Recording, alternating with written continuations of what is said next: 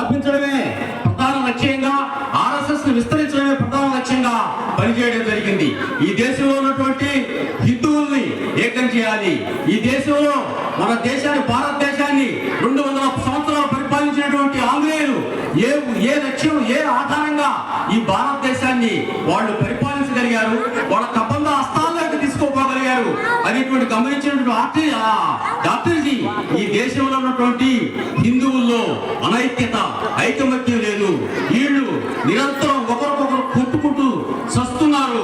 వీళ్ళు కొట్టుకోవడం వల్లనే ఒకడు పరాయి దేశస్తుడు మన దేశంలోకి వచ్చి ఈ దేశాన్ని కబళించి వాడు మన దేశంలో ఉన్నటువంటి వజ్రాలు, వైడూర్యాలు, రత్నాలు, రత్న కల్పనాటి భారతదేశంలో సంపదనంతా దోసుకోపోవడం జరిగింది.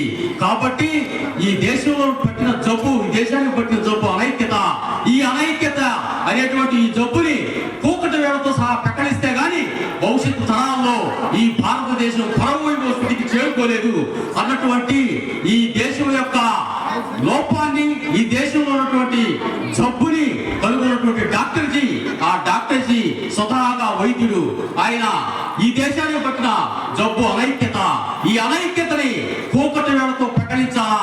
దానికి ఏకైక మార్గం ఆర్ఎస్ఎస్.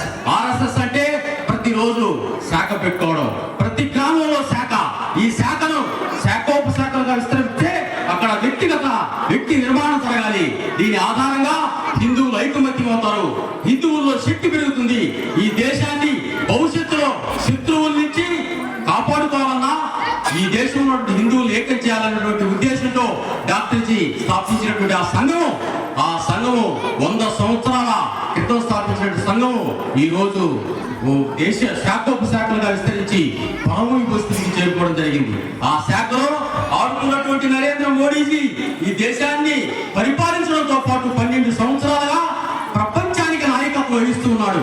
ఈ రోజు చైనా లాంటి దేశాలు, పక్క దేశాలు భారతదేశాన్ని శత్రు దేశాలు చూసి భయపడుతున్నాయంటే భారతదేశంలో ఆర్ఎస్ఎస్ లో తయారైనటువంటి నరేంద్ర మోడీజీ ఆ దేశాన్ని ఒక విధంగా శక్తివంతం చేయడమే దీనికి ప్రధాన లక్ష్యం. డాక్టర్ నరేంద్ర మోడీ 12 సంవత్సరాలుగా భారతదేశాన్ని పరిపాలిస్తూ ఉన్నాడు.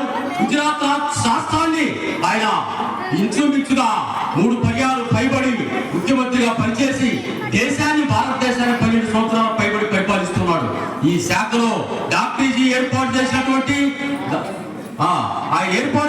శాఖలో తయారైనటువంటి వ్యక్తి ఈ ప్రపంచానికి నాయకత్వం ఉన్నాడు. కాబట్టి మీరందరూ కూడా ఈ ఆర్ఎస్ఎస్ కార్యక్రమంలో పాల్గొనడం, ఈ ఆర్ఎస్ఎస్ లో సహకరించడం ఇవన్నీ కూడా అదృష్టంగా, పూర్వజన్మ సుకృతంగా పాల్గొనాలని చెప్పి మన గ్రామ ప్రజలందరినీ పేరు పేరున ఆహ్వానించడం జరుగుతున్నది. అందరూ ఈ కార్యక్రమాన్ని విజయవంతం చేయండి.